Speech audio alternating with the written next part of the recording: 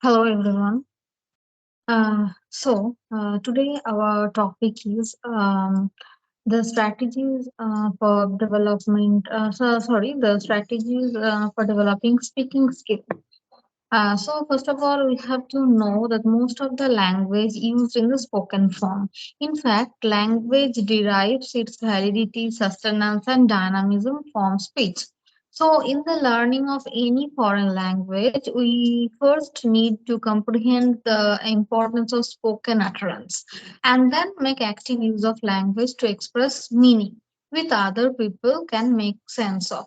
So speech skills or oral skills has two major components. The first comprises the motor perception skills, wherein the learner of a foreign language is exposed to sounds and structures of the target language, which the learner perceives, recalls, and articulates in the correct order. The language in these imitative and repetitive exercises is presented in a discrete manner without a context. The learners practice the sounds of the language, which is phonology, and vocabulary, which is lexis, and the grammar, which is syntax. So, without the basics of content and situation. Though it serves the purpose of the elementary level, this does not prepare them for fluent use of language in real life or personal use. So the learner is not able to transfer his or her knowledge from a language learning situation to language using situation. The second major component of speaking will comprises the interaction skill. As the learner progresses through various listening, speaking contexts, he or she begins to reach a level where the foreign language is merged as it were with the situation and the learner begins to think in the language. So interaction skills involves the use of language for a certain purpose. According to the audience or listener and the situation, the learner may use a seek inform may have to seek information either in a face-to-face contact or over the telephone, which describes things, expresses opinion, narrates incidents, or converts with the friends. In the second language classroom, there is now a growing need for the development of speech skills, where a learner develops a wide range of language resources and skills. Language using experience is a variety of situations means that a learner's resources can be used across an increasing range of context. This would have to be developed by a variety of activities in different language contexts, taking responsibility for how the people will understand and what you say, and for making sure that you understand them. This is the aspect of the discourse that develops and once grows. So, what is the need for the learner? Needs of the learner. The basic need of the learner is using both conversation and extended talk comprises descriptions and narrations, which are the part of linguistic discourse. So spoken language, especially conversation, requires quick, uh, almost instantaneous production and understanding. There is no time to prepare what to say in advance. We need to shape our message as we go along. That is why informal talk is characterizes by pauses, filters, false starts, repetitions, etc., which gives us time to think. So one need not to use a complete sentence in order to make oneself understood. Sometimes a word or two, or even our facial expression and gestures will do that. So the learners needs to be able to talk intelligibly using appropriate words, stress. Some of the most important language functions the learner would learn need to perform in these days are greeting friends, superior, strangers, as for example, good morning, good evening, good afternoon, and introducing self and others, making telephone calls or answering them, asking for or giving information, asking for things in shops, counters, and restaurants, asking questions for clarifications, advice, or help, expressing opinion or reactions to program, plays, books, or films, participating in discussions and debates, giving or receiving instructions, and describing things, places, narratives, anecdotes, stories, and discussing them, carrying on sustained conversation with friends, family, and strangers. So this is the we can say that the functions of spoken language which the learners need to require. So the next thing is what is whether the speaking language, or you can say that the spoken language is interactive or non-interactive use of language. So interactive and non-interactive uses of language are the two varieties of spoken language. Conversation is private speaking and normally has two or more participants. So who turns to speak? This kind of speech is more spontaneous and cannot be prepared beforehand. It is impromptu and need alertness and a constant process of ideas and language in the mind of the speakers as they respond each other. One of the most common methods of teaching oral skills is the question and answer session. So, in which the teacher sits with a group of learners and asks them questions about their home, family, study, play, whether their habits, their experiences, etc. The learners answer the questions with no other motivation but to respond to the teacher's queries. Thus, this is also not always very productive, as it is not very interesting, and it also lacks a clear, defined topic or purpose to talk. With young learners, it serves a purpose, however limited it may be, as the learners are still learning to string words into appropriate responses. But with older learners, this is not a very motivating activity. So non-interactive use of language is public speaking. So it is a less interactive than conversation, and sometimes it is not interactive at all. For instance, a speech is generally prepared and written down beforehand. These two kinds of speaking can also be called conversation and extended talk. So, what are the objectives of teaching speaking skills? The major responsibilities of the teachers are to teach the sounds of the language as well as appropriate stress, rhyme, and intonation, and in stringing together features of pronunciations, as for example sound, stress, rhythm, and intonation in a grammatical and meaningful sequences. Teaching the speech sequence is appropriate social situation to enhance social acceptability. Teaching the learners to identify and select points relevant to the purpose and situation as per social acceptability. So the teacher also should teach the sequencing of ideas into a coherent whole in an extended talk, and also should help the individual learners to develop fluency, accuracy, pleasant conversation, and ease of speech. So there are some accepted techniques in teaching conversation and oral skills. The communicative classroom lays a lot of emphasis on the learning of speech or oral skills, but the time the learners reach the secondary classes, they would have mastered the sounds of English, aspects of stress and intonation to an extent that they are intelligible to others. Their expression or the sentence they construct must be maybe simple. There may be some of who may not have obtained language proficiency to this level. It thus becomes a lack of teacher to practice and consolidate what the learners may have learned in their previous classes.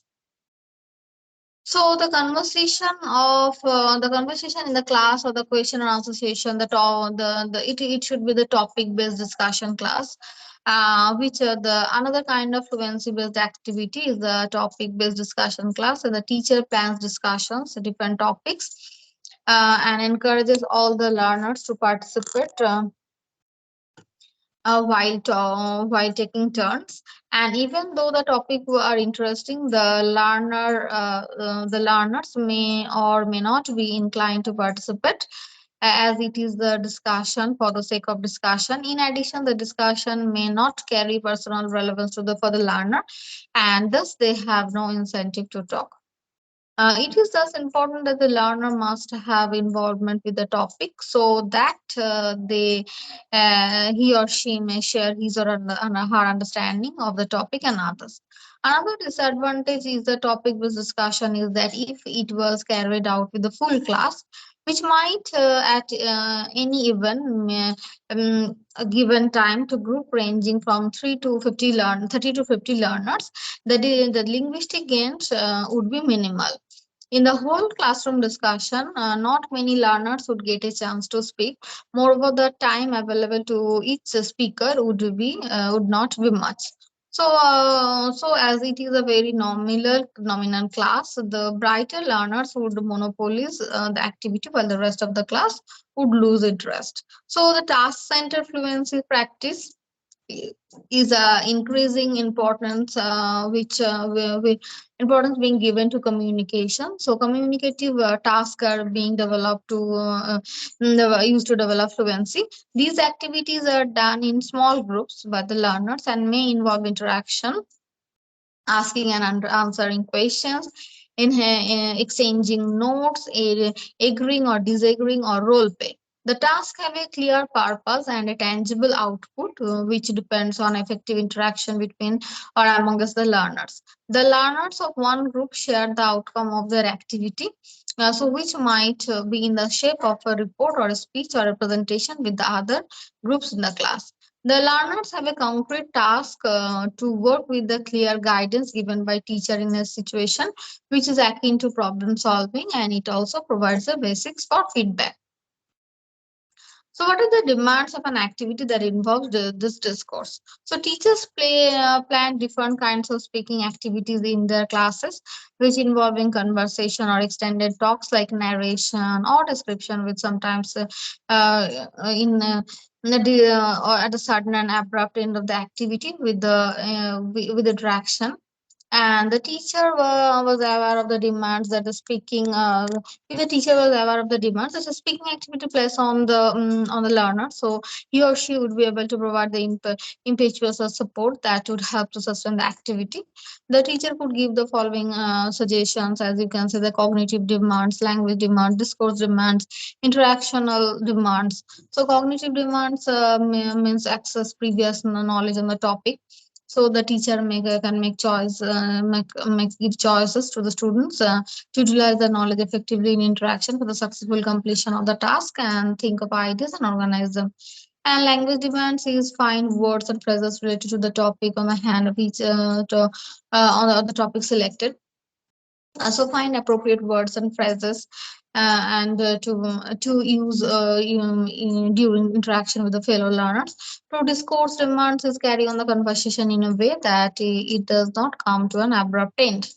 So the activity may be supported by the teacher's prompts if help in solicited. Interactional demands is carry on the conversation with classmate as would lead meaningfully to the successful end of the activity.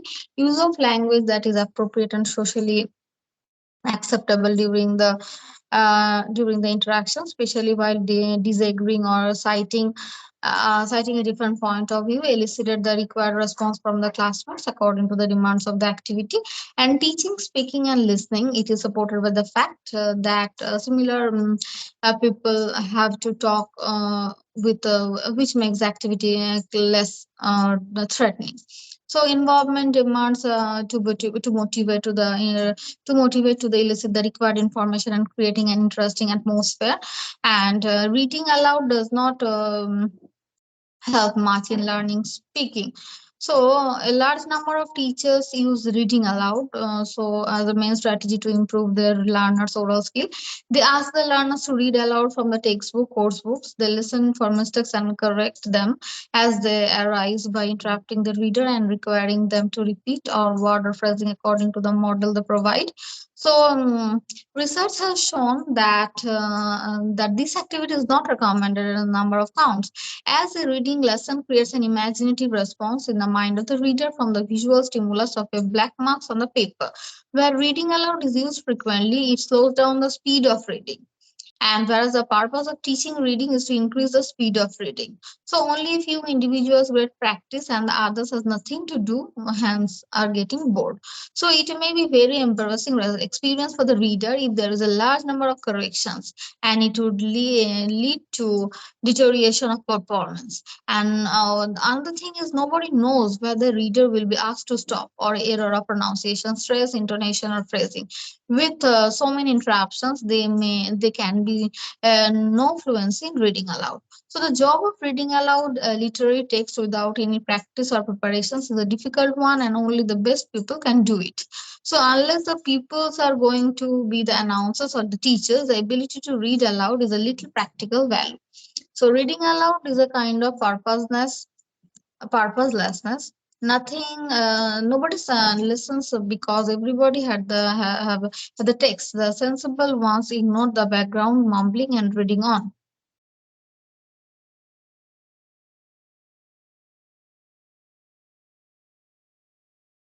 Reading aloud is remains a kind of hierarchical activity, theoretical activity where one is performing in front of the other. Stories and speeches are read loud with expression and gestures more as entertainment.